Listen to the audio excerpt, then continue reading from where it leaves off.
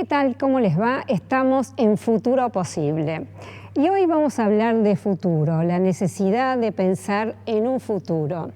Y ustedes me dirán, ¿cómo hacemos para pensar en un futuro cuando vivimos en estos momentos de incertidumbre, ¿no? Del día a día? ¿Cómo hacemos para pensar en el futuro?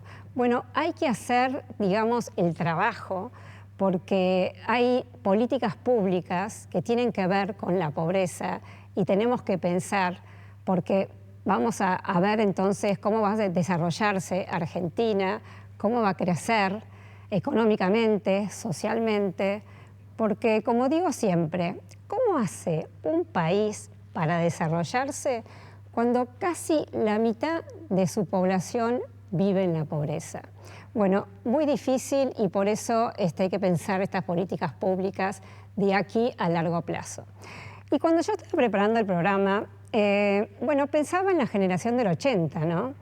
Esta generación que pensó en el progreso, pensó en el desarrollo. Pensemos en un Avellaneda, un Sarmiento, que trajeron la escuela. La idea era capacitar, dar educación a toda esta población que era semi-analfabeta, con la idea del progreso, del desarrollo. Y la generación del 80 no la pasó bien, digamos, que habían luchas entre ellos mismos, también tuvieron crisis económicas. Es decir, no voy a hacer un paralelismo con lo que nos está sucediendo hoy, pero quiero contarles que también vivían en crisis y sin embargo pensaron, trabajaron para un futuro de la Argentina. Sobre todo con esto, lo que estoy diciendo, ¿no? Políticas públicas para el desarrollo de toda la población del país. Bueno, de todo esto vamos a hablar hoy con Gala Díaz Langú, que es la presidenta ejecutiva de CIPEC, y ella nos va a contar perfectamente cuáles son las políticas públicas necesarias para salir de la pobreza. Auspicios y vamos a ella. ¿Tenés Galicia? Tenés atención 24/7. ¿Tenés Galicia? ¿Tenés atención 24/7? ¿Qué es atención 24/7? Ay, Dios. Que tenés una persona que te resuelve tus dudas las 24 horas. Tenés atención 24/7. Chateanos. Tenés Galicia.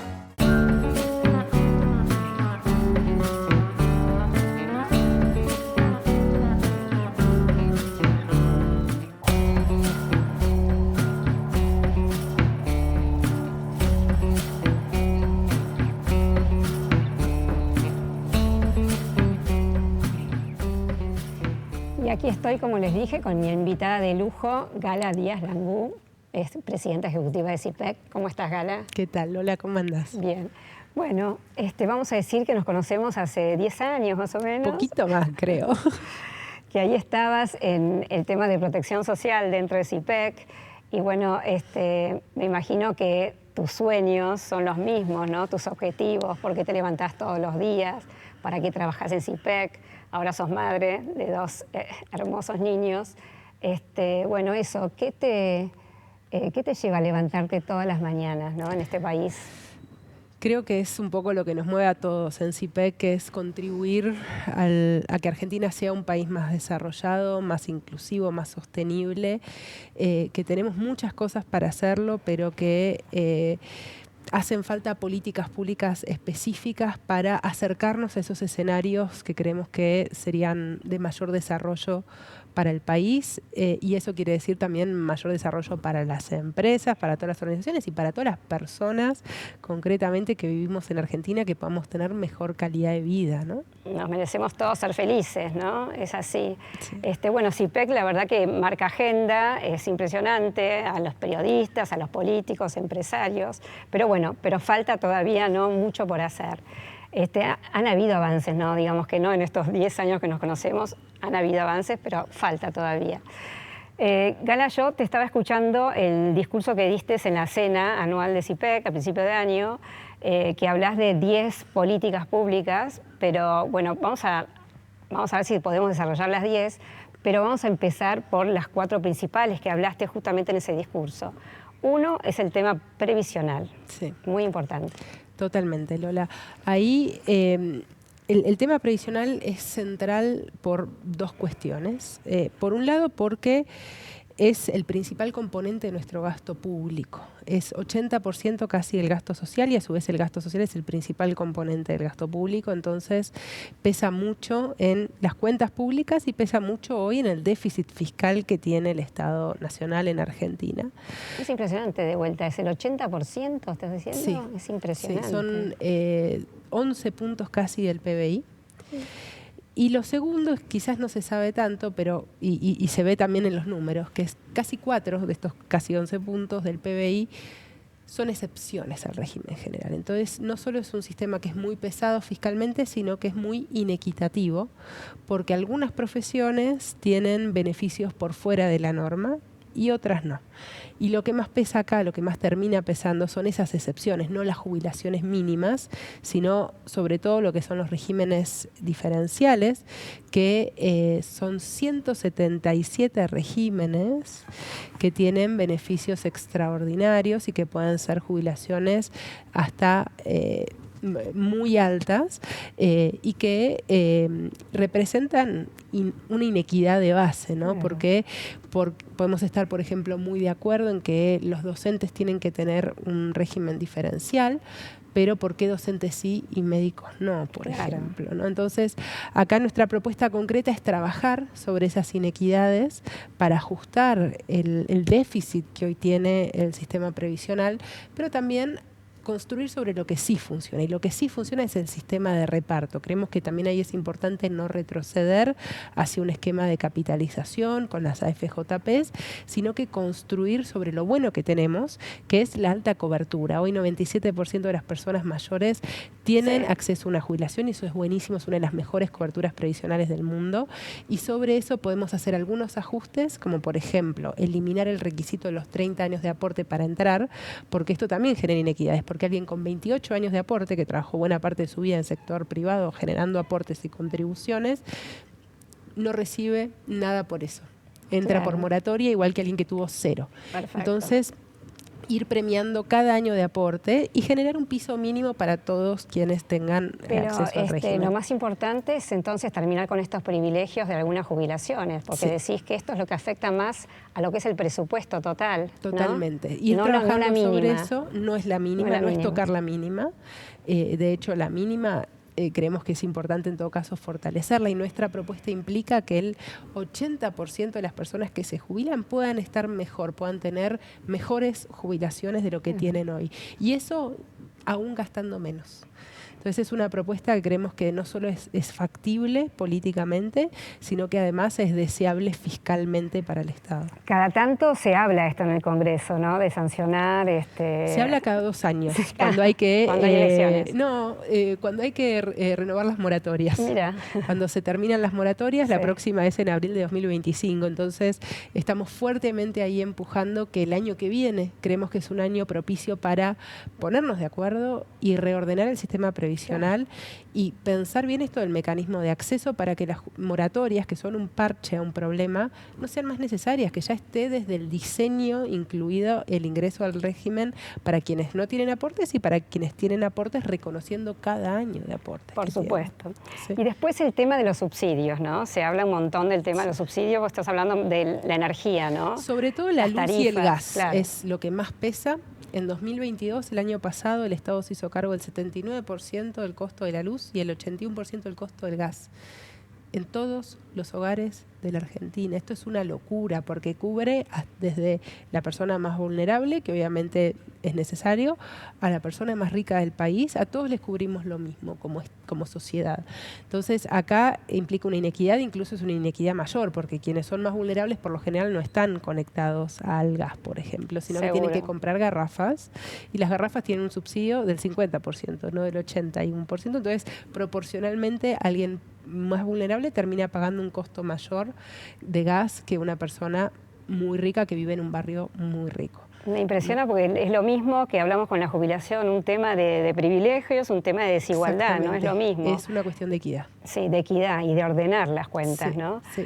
es impresionante. También con las poblaciones vulnerables, ¿hay una tarifa social? En algún momento también se habla de tarifa social. Sí, y nuestra propuesta es fortalecerla, es generar una tarifa plana con tarifa social que permita acceder a las personas de menores ingresos a una tarifa diferencial, pero y contemplar también ahí las desigualdades geográficas, que eso es muy importante porque hay regiones que hoy pagan costos muchísimo mayores y que tienen mayores necesidades. Las zonas frías, por ejemplo, claro, en lo que es gas, o las zonas muy calientes, claro, respecto de la luz, sobre todo por los aires acondicionados, sí, pero también que quienes pueden pagar el costo real, que lo paguen, ¿no? Es así, Gala. Y bueno, ¿cómo ves cuando vos hablas con los políticos, por supuesto, contándoles de este tema? ¿Cómo los ves? ¿Qué dicen? Yo creo que hay un consenso respecto de cuáles son los temas en los cuales deberíamos concentrarnos como sociedad para trabajar y sobre todo la dirigencia en generar esas soluciones. Y esto es transversal a todo el arco político partidario y a la dirigencia en un sentido más amplio, me animaría a decir también al sector privado, sindicatos, medios, cooperación internacional, etcétera. Creo que lo que falta es ponernos de acuerdo en cuáles son las propuestas concretas para que no ocurra lo que viene sucediendo, que es con cada cambio de administración hay un cambio de rumbo en estas políticas estratégicas. Total, ¿no? Un cambio de rumbo total. De Estado. Sí. Bueno, Gala, vamos a un corte y continuamos entonces con las políticas públicas necesarias. ¿Tenés Galicia? Tenés atención 24/7. ¿Tenés Galicia? ¿Tenés atención 24/7? ¿Qué es atención 24/7? Ay, Dios. Que tenés una persona que te resuelve tus dudas las 24 horas. Tenés atención 24/7. Chateanos. Tenés Galicia.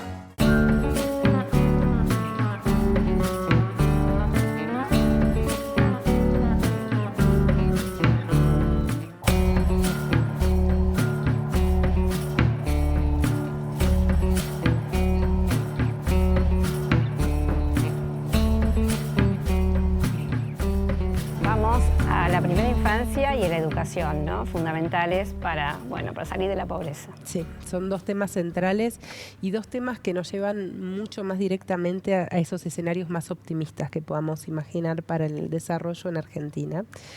Hoy en Argentina concentramos las peores condiciones en las familias con niños. La pobreza infantil supera a la mitad de los niños y niñas que viven en la Argentina. Y esto es sentido común si lo pensamos, ¿no? Porque ante la llegada de un bebé, cada familia tiene que decidir si dedica su tiempo a criar y a cuidar a ese niño o a trabajar de manera remunerada en el mercado. Y esta tensión hace que baje la cantidad de recursos disponibles, de ingresos disponibles para cada familia. Esto no es así en todos lados. Hay países, incluso muchos países de la región, que lograron revertir esta tendencia al poder brindar y entender que los cuidados es algo que tenemos que socializar como país y en particular que hay un rol relevante para el Estado para brindar políticas de cuidado. Muy importante lo que estás diciendo, Gala. No estamos yendo a Europa, los países desarrollados, Estados Unidos, sino en la región. En la región decidieron darle importancia a la primera infancia. Sí, totalmente. Y vemos resultados concretos de eso en varios países. Y esto no es solamente algo que, digamos, es importante invertir en esto porque es un imperativo moral, que estoy muy convencida de que lo es, pero además es algo que estratégicamente es útil. ¿Por qué? Si creamos centros de primera infancia, centros de desarrollo infantil, jardines maternales a los cuales puedan ir los niños más pequeños, no solamente es bueno obviamente para esos niños y niñas en términos del desarrollo de sus capacidades y para sus familias que pueden dedicar también más tiempo a ofertarlo al mercado de trabajo, sino que además se crean puestos de trabajo en la construcción de esos centros, como en las docentes de nivel inicial, los docentes, cocineras, transporte. Se genera un efecto multiplicador en la sociedad que es totalmente virtuoso. Entonces creemos que es una política que obviamente es justa y es equitativa y es necesaria hacerla por el imperativo moral y jurídico que tiene atrás, pero además es una cuestión de estrategia, es una estrategia de desarrollo de reactivar algunos sectores de la economía que puedan llegar a revertir el ciclo de nuestra macroeconomía actual, ¿no? Claro. No, y cuando nos llenamos de la boca diciendo los niños son el futuro, hace años que los niños son el futuro, esos niños ya fueron creciendo también, ¿no? Y no tienen futuro. Gala, ¿y cómo está el país, si me podés decir, con este tema? Porque acá estuvieron la gente de San Miguel, que tienen desarrollado todo el tema de primera infancia muy bien. Entonces, ¿cómo están los municipios, las provincias con este tema? Así en general, ¿qué me podés decir? Bueno, es un panorama muy heterogéneo, porque en nuestro país justamente hay una descentralización muy grande. O sea, no depende solamente de lo que se haga desde Nación esto, sino desde lo que se haga de cada provincia y lo que se haga, en definitiva, en cada municipio. Hay un rol ahí de los 3 niveles de gobierno en la oferta que le termina llegando a la primera infancia y lo que puede ser, por ejemplo, lo que es transferencias a las familias con niños, lo que es la asignación universal por hijo, las asignaciones familiares contributivas y también la deducción de ganancias, es algo que se decide desde Nación. Pero la oferta educativa, por ejemplo, en educación inicial, jardines de infantes, jardines maternales, se decide en las provincias. Y los centros más que dependen sobre todo de desarrollo social, en muchas provincias de nuestro territorio, se deciden a nivel municipal. Entonces hay una heterogeneidad ahí enorme y termina dependiendo de qué tan bien o qué tan mal se da en cada territorio esta articulación entre los distintos niveles de gobierno, ¿no?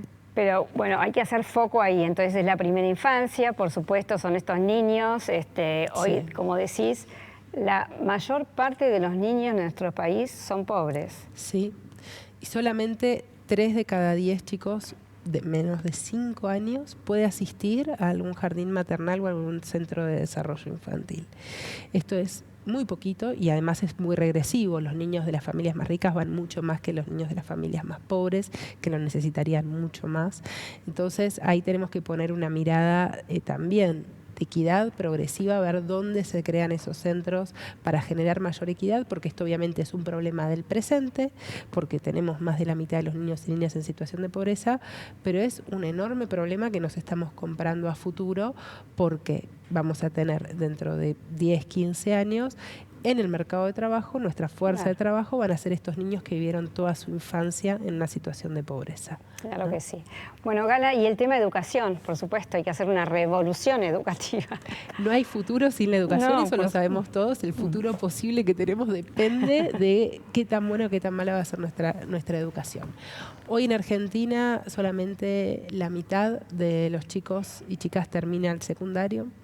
Y quienes terminan a su vez la mitad lo hace con los saberes básicos que pide PISA, ¿no? Que es leer, escribir, sumar, restar, dividir y multiplicar. No es hacer derivadas y entender silogismos. Entonces acá tenemos un problema grave. En lo que es terminalidad, estamos ahí proponiendo muy concretamente la implementación de sistemas de alerta temprana, que ya estamos trabajando con varias provincias, en particular en Mendoza y en Entre Ríos, para que estos sistemas efectivamente prevengan que haya más chicos que dejen el secundario de trabajar con los que ¿Cómo es este sistema? Qué interesante.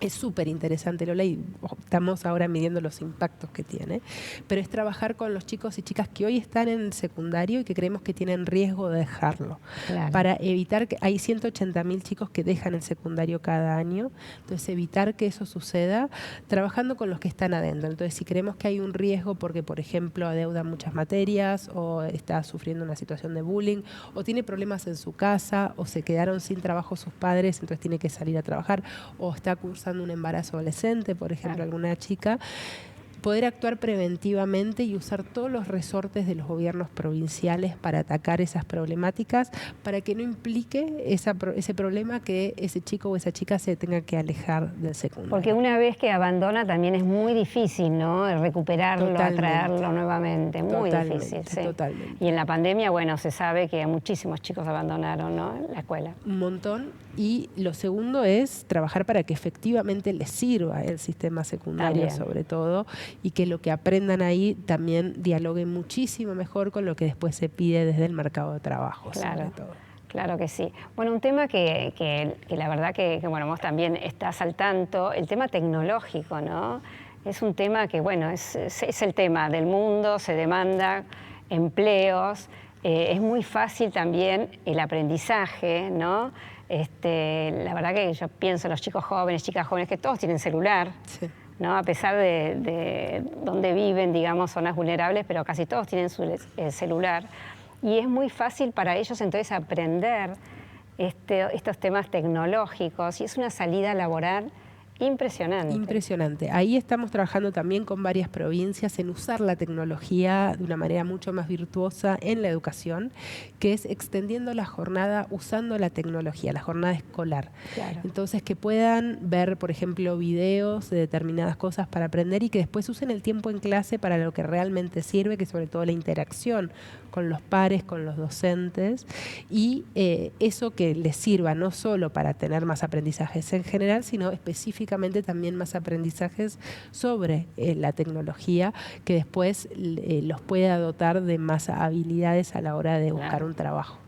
Bueno, y también lo que estás diciendo, porque el tema tecnológico a todo el mundo le atrae, digamos, todos estos chicos jóvenes.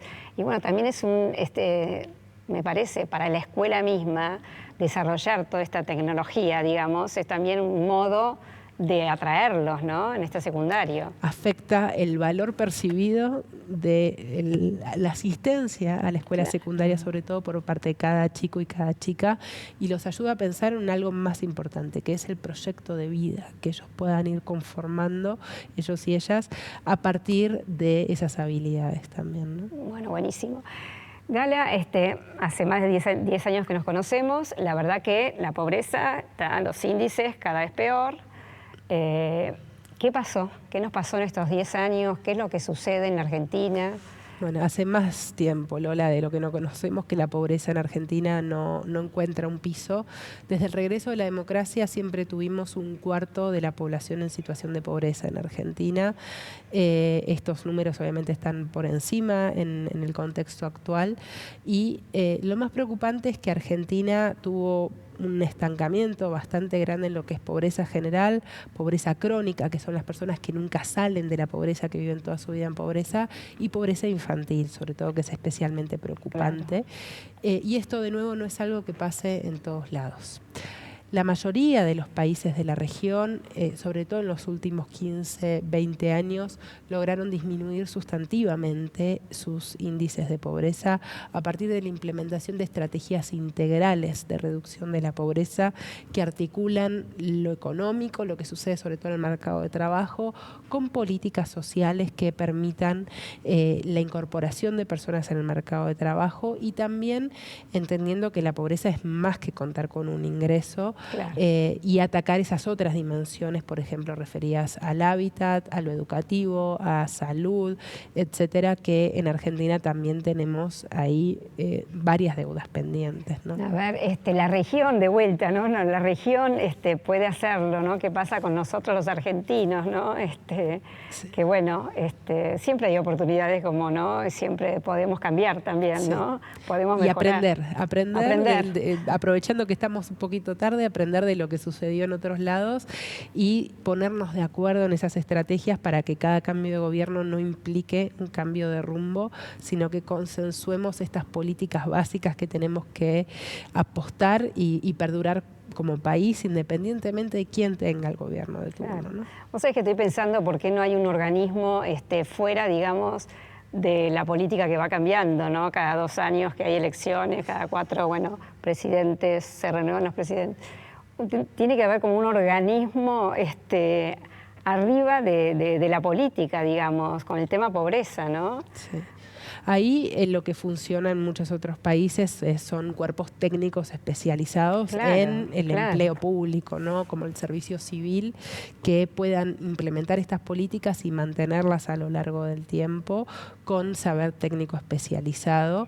Y eso también hace sobre todo a lo que es la planificación, ¿no? En Argentina no tenemos una ley de planificación a nivel nacional que nos haga pensar esas políticas públicas en función de una estrategia de desarrollo, y que sobre todo le den el respaldo político transversal a todo el arco político partidario para que esas políticas puedan perdurar en el tiempo. Claro. ¿No? Bueno, este organismo que estoy hablando sería CIPEC también. No, CIPEC que se mantiene en el tiempo. Desde afuera del Estado sí nos mantenemos en el tiempo, independientemente de las personas, pero siempre buscando fortalecer el Estado. Para nosotros las respuestas a estos problemas que enfrentamos como sociedad tienen que ser a través de la política pública, sí, porque eso es lo que le va a dar escala y le va a dar el impacto que estamos buscando en definitiva. Está bien. Bueno, y vamos a hablar de futuro posible, entonces. ¿Vos ves que hay un cambio cuando hablas entonces con la clase dirigente? ¿Vos ves que hay un cambio, que la idea es ir mejorando, hacer estrategias? Creemos que es urgente hacerlo y ese sí es nuestro rol desde CIPEC, marcar dónde creemos que es más importante seguir trabajando. En contextos como el que venimos viviendo en los últimos años, donde hay tantas urgencias y una coyuntura política, social, mediática siempre tan incendiada, muchas veces es difícil levantar la cabeza y tratar de mirar el mediano plazo, el largo plazo, es decir, ¿qué va a pasar de acá a 20 años? Mucha gente te mira y dice, no es momento para tener esa discusión. Bueno, en CIPEC estamos convencidos y convencidas de que en la medida en que no nos demos esas discusiones, no vamos a salir de esta coyuntura, porque estamos en coyunturas como esta justamente por no tener esa mirada de mediano y largo plazo. Entonces, creemos que es urgente ponernos de acuerdo en esos rumbos más estratégicos que pueda tener la Argentina para poder salir de situaciones como la que atravesamos hoy. Bueno, Gala, muy cortito, 2024, ya viene, un sueño, un deseo. Un sueño que baje la pobreza en Argentina. Gracias, bueno, pensamos lo mismo. Muchas gracias, Gala. Gracias. Y muchas gracias a ustedes y los espero la semana que viene.